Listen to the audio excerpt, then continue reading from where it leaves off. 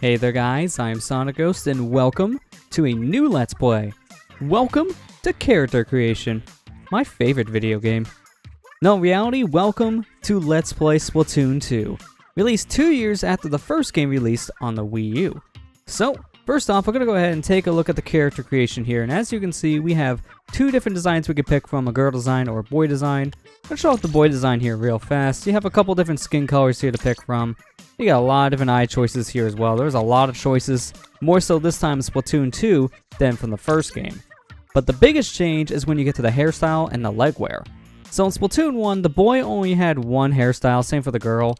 And in Splatoon 1, the default hairstyle for the boy was a ponytail design. But in Splatoon 2, they give you a lot more options this time around. And in fact, the default hairstyle for the boy design for Splatoon 2 is supposed to be this hairstyle I have selected now. And as you can see here, we got a lot of different choices as well for leg wear. You only really had shorts in Splatoon 1 to work with, but this time around they gave you a lot of different designs for your shorts and even pants this time around, which I do think is a nice touch. But I'm going to go ahead and back out here because I'm actually going to be choosing the Inkling Girl design here. So I'm going to go ahead and get some whitish style skin, kind of like what I have in real life. I'm going to give her blue eyes. And in Splatoon 1, her default hairstyle was this long hairstyle I have selected here. As you can see, you got a lot more options here in Splatoon 2, and I'm going to go ahead and choose the short hairstyle, which is actually the default design they use for advertisement in Splatoon 2 for the girl design. So now for the leg wear, as you can see, we have a couple different choices here as well. We got some skirts, we got some pants. I'm going to go ahead and choose the fabric looking pants because I just like how these look. So let's just go ahead and jump in. Let's go ahead and play ourselves some Splatoon 2. Now this game was released on the Nintendo Switch in 2017, a couple months after the system launched, and this game was a pretty big system seller for Nintendo at the time. Just like Splatoon 1, Splatoon 2 has a very big following, and this game a lot of people really enjoy. Think you're too cool for school? Well, it's time to prove it in battle. You're looking a little green now, so let's start with the basics. Aim at the balloon using your controller, and you can go ahead and press the Y button to return to this view at any point, recentering the camera. Shoot with the ZR button, and then you can go ahead and move around with the left stick. Hold down the ZL button to go ahead and transform to your squid form. You want to go ahead and do this not just because you move faster, but you also refill ink when you're in your squid form in your own ink. And you want to refill ink whenever you can, just because you can use a lot of the stuff up. Your ink is your ammo in this game. Whenever you run out of ink, then you can't really shoot anything else. You can't throw bombs, you can't shoot anything from your gun. So whenever you can, go into your squid form to refill that ink, not just for movement, but just because of how crucial ink is in this game. Now, you can go ahead and jump around with the B button, and for this game, I'm actually going to go ahead and just stick with the gyro control. In Splatoon 1, I did mention, if you watched that Let's Play a couple years back, that I didn't really like playing with the gyro control with the Wii U gamepad. I just thought it was a little too clunky and just wasn't really that accurate for me back then. But I tried using the gyro control in Splatoon 2 using the Switch Pro controller, and I fell in love with this kind of control scheme.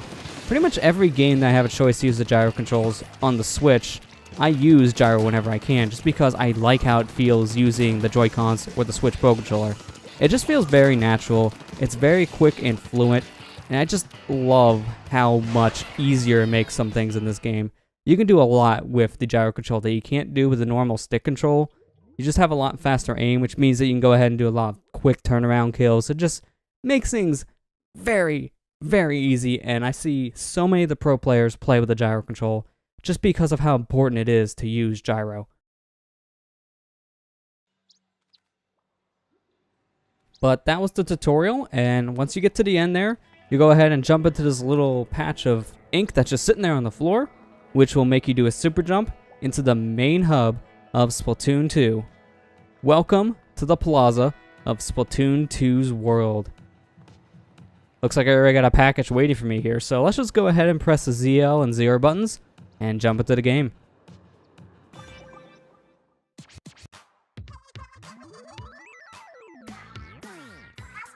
Y'all know what time it is? It's Off the Hook, coming to you live from Inkopolis Square. Why is our producer freaking out? Read the title, Brockton Marina. Huh, well, let's see here. This just in! The great sapfish has disappeared! What? Like, for reals? I feel like I've heard this story somewhere before.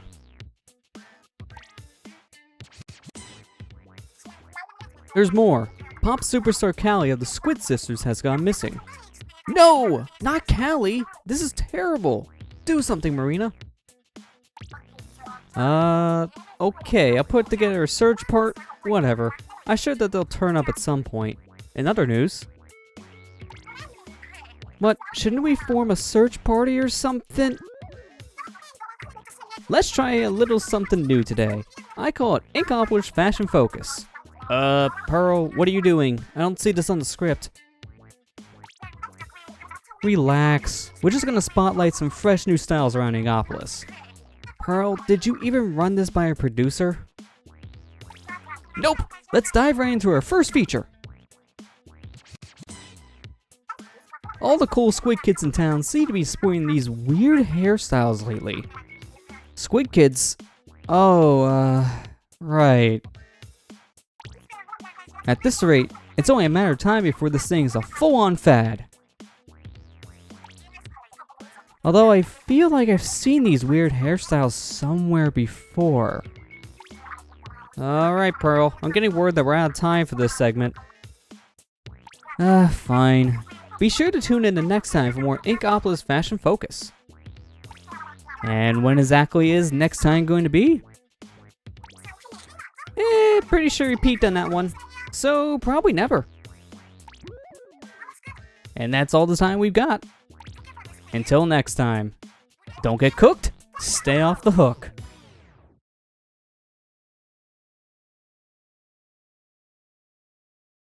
Welcome to Inkopolis Square, the new nerve center of Inkling culture. That's Deca Tower there in front of you, one of the tallest buildings in all of Inkopolis. There's a lobby on the first floor of Deca Tower for online battles. Over here, we got the Gallerina, Inkopolis' most popular shopping center. Here you can buy the freshest gear and weapons to use in battle. But the shops are pretty exclusive, and they won't serve you if you're not fresh enough. What else? Oh, that creepy shop back there. Rumor has it that they're hiring for some sketchy job. Might want to think twice before you apply there, unless you really need dough. That brings us to the Shoal, the coolest hangout spot in all of Inkopolis. That's where Inklings go to meet up with nearby friends for both competitive and cooperative play. And next we have... Huh? Who's that mysterious squid back there? It almost looks like... Nah, she'd never hang out in a place like this. And those clothes? Yeah, it must be someone else. Is it just me, or does that alleyway seem a little fishy? Yeah, definitely something fishy going on over there. Probably best to ignore it. Anyway, you should check out the lobby at Deca Tower. That's where you can get your splat on. Before I do that, I should probably open this package. So, just to start things off, we got a lot of extra dialogue there in the opening, simply just because I do own the Octo expansion DLC for this game. It was a piece of DLC released a year later for Splatoon 2, adding a whole new thing of single-player content. And when you bought that DLC, you got some extra gear here, as you can see starting off the game. We'll be covering the Octo expansion DLC later on in the playthrough, but for now, I'm more curious about that mysterious person over here in the corner. So let's just make our way over to this person holding the umbrella. And as soon as we get close, that person just goes into this little grate. So let's go ahead and press the ZL button to go into our squid form and follow after them.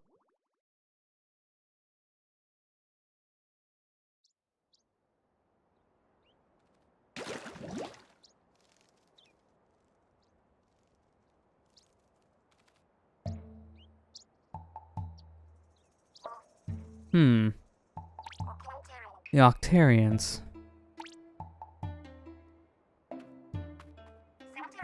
Hey, you showed up. As soon as I saw you aimlessly wandering around the square, I knew that you were the one. I'm Marie. I know you're probably a bit starstruck, but I need you to get over it. Yes, I'm that Marie. You know, from the Squid Sisters. You never heard of me? For eel? Well, you honestly aren't very cultured, but you'll have to do. See, I got a little thing I need some help with.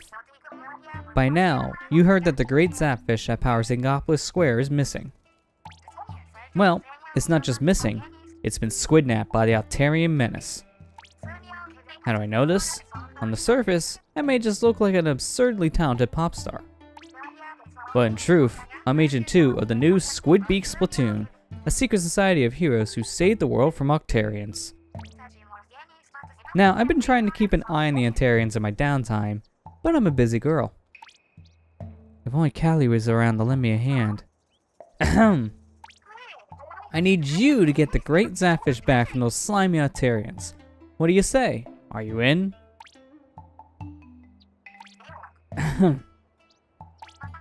So...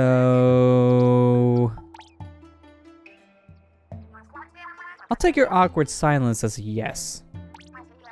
Welcome aboard. You're now Agent 4 of the new Squidbeak Splatoon. I even bought you a brand new hero suit as a signing bonus. And look at that! It fits like a glove. Not bad for an old hand-me-down. Now, let's tear those Octarians limb from limb from limb from limb from... Well, you get the picture. Oh yeah, the entrances to the Octarian realm were invisible, so you have to ink them to reveal them. Alright, let's go ahead and do just that. If you see anything weird looking, blast it with ink. Ink it before thinking, I always say. Yeah, Marie, you might want to watch where you say that, because people may get the wrong idea. Let's go ahead and start exploring around here in this hub, and let's go ahead and shoot down this yellow balloon here. And we gotta keep on following it, because every time we destroy it, a new one pops up in a different area. So let's just go ahead, climb up this wall here, and continue to shoot the balloon. Because if you shoot this yellow balloon enough times, on your final shot on it, it will reveal a collectible for us. This here is a sunken scroll. Now I'm gonna be going on my way to collect all the sunken scrolls here in the single player mode. And these are really just collectibles just for the sake of collecting. They don't really unlock anything. They do give some backstory to the Splatoon world, but that's about it. The one in the hub worlds are pretty much bragging rights though, because they just give you little stickers there in your book.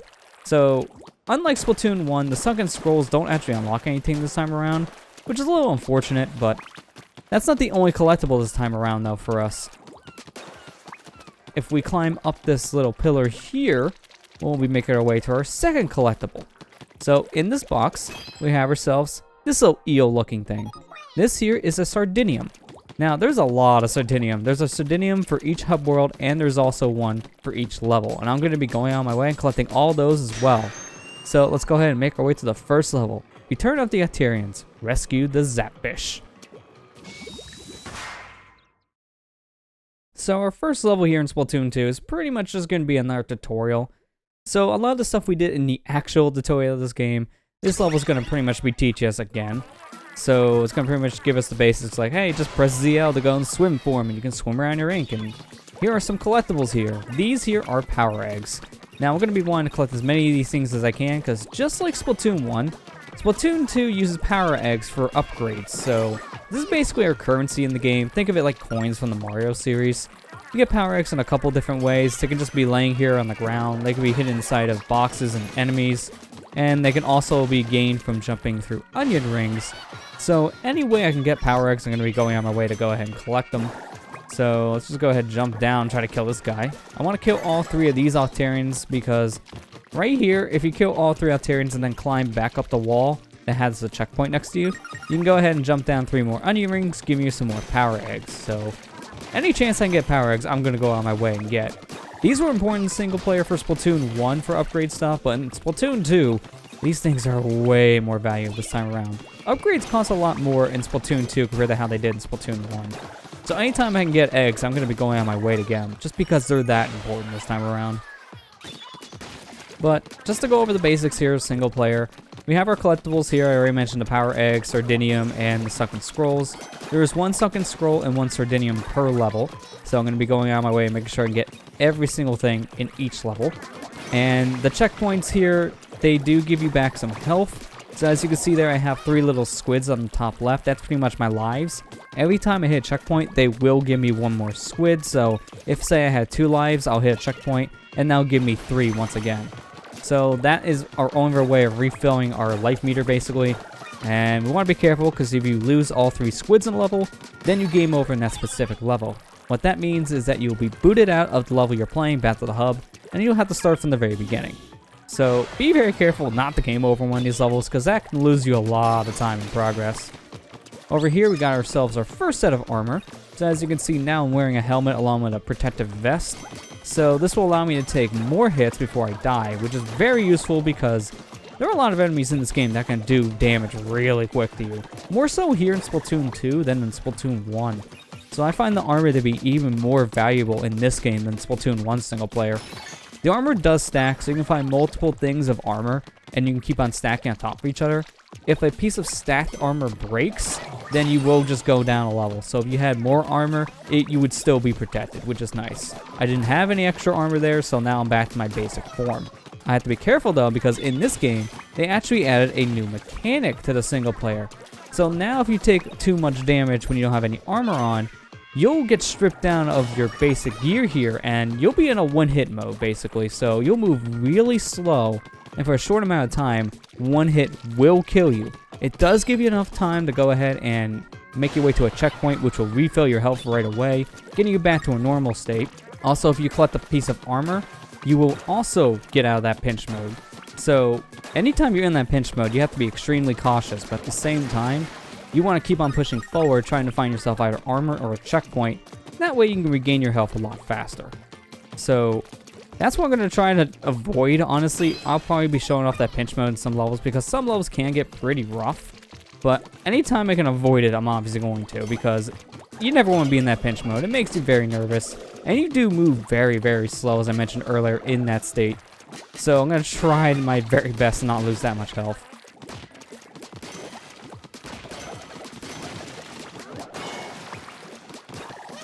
We're coming up to the end of the level, and because of that, we're going to be introduced to yet another mechanic here in Splatoon 2. So we got ourselves some more armor, but more importantly, we have ourselves our first special weapon. This here is a set of Tentamissiles. Tentamissiles are a pretty useful weapon, to be honest, because Tentamissiles will allow you to lock on the multiple targets at once and shoot down a barrage of missiles. So using the Tentamissiles here, it's really good for not only killing, but also good for covering ink. As you can see down where all these Octarians are, I covered a lot of ink around them. So that's the one thing about the Tentamissiles I really do enjoy. They're just really good for ink coverage. I tend to use Tentamissiles a lot when I'm playing Turf Wars in this game. They're just that good to me. Now let's go ahead and collect these keys so we can unlock all the containers, give ourselves some extra power eggs, and make our way to the ending. Now this here is a Zapfish. I'm going to go ahead and shoot the little shield that's engulfed in, break it open, and collect our reward. As you can see, I finished level still wearing my armor, and I got a plus 10 power eggs to my inventory. So whenever you finish a level with armor, you get plus 10 power eggs. If you also finish a level without using your special and it's still in your inventory, you get plus 10 power eggs for that as well. A shockwave struck while one young lady was performing at a recent youth folk singing contest, doing damage to the venue. Fortunately, no one was injured. It's a good thing no one was injured in that. That'd be a really embarrassing way to be injured. How'd you get hurt? This person screamed a lot.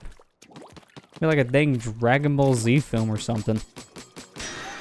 Let's go ahead and make our way to the second level here. Welcome to Octobia. The summer wind rises. I do like that name, Octobia. It just has a nice ring to it, in my opinion. But this second level here is going to introduce a new type of enemy. And these guys, oh man.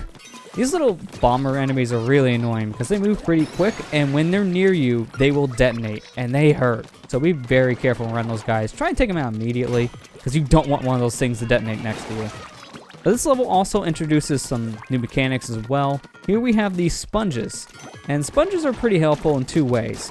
For starters, you can use them as a shield, so right there, I did shoot that sponge in front of me, which actually allowed me to absorb some of the damage from the Octarian instead of taking it myself, which is really good because there are going to be some points in the levels that you want to use sponges basically as a shield whenever you can. But you don't just use sponges as a shield, you also use these things as platforms, so over a bombless pit like this one here, I can go ahead and shoot the sponge and walk across it with no problems whatsoever. They're also going to be used later on to actually climb distances that you wouldn't normally be able to get to without a sponge, so they're also really helpful for platforming. We're going to be seeing sponges a lot throughout our adventure in Splatoon 2. So we got this Octarian here. Let me see if I can actually kill him from down below. Nah, he's giving me some resistance. I'm going to wait until I get up above. I want to drop down to the bottom platform here, which will give me my sunken scroll in the level. So let's climb up, get this guy off guard. There we go. And where's that other Octarian? Oh, I guess that was him. I didn't realize I broke the shield before, but I guess I did. So let's go ahead, shoot this wall and climb up the rest of it, and open this box. And Marie just wants to comment about our OCD completionist levels here, because that's the one thing I do like about having Marie as a partner here. She does give you a lot of flavor text in these levels. Right there, just getting me some extra power eggs. Pretty much she's calling me a completionist. I don't really call myself a completionist for just getting some extra money in the game, basically, but it's still a nice touch. Now this guy here, oh man, I don't like this guy. This here is a squeegee, and as you can see, when you shoot ink around him, he will absorb it. So he's a giant vacuum enemy that is just really annoying to deal with. They don't do damage, but there are some areas and levels that can just be a real pain, to a point where it can either drop you down next to an enemy, which will hurt you, or it'll be over like a bottomless pit. So you have to be very careful about squeegees. They're just a big annoyance, to be honest. Let's go ahead and shoot this sponge, climb up. Go ahead and shoot that guy's balloon down so I get some extra power eggs from it. And let's go ahead and shoot this balloon so I can pop it. And let's just go ahead and go up this wall. So there you go. Got me some extra power eggs from breaking open those boxes next to the balloon, which is nice. And get me some extra power eggs right there just from getting that little tank capsule. But more importantly, getting up to the top here gives me a Sardinium. So that's all of our collectibles in the level.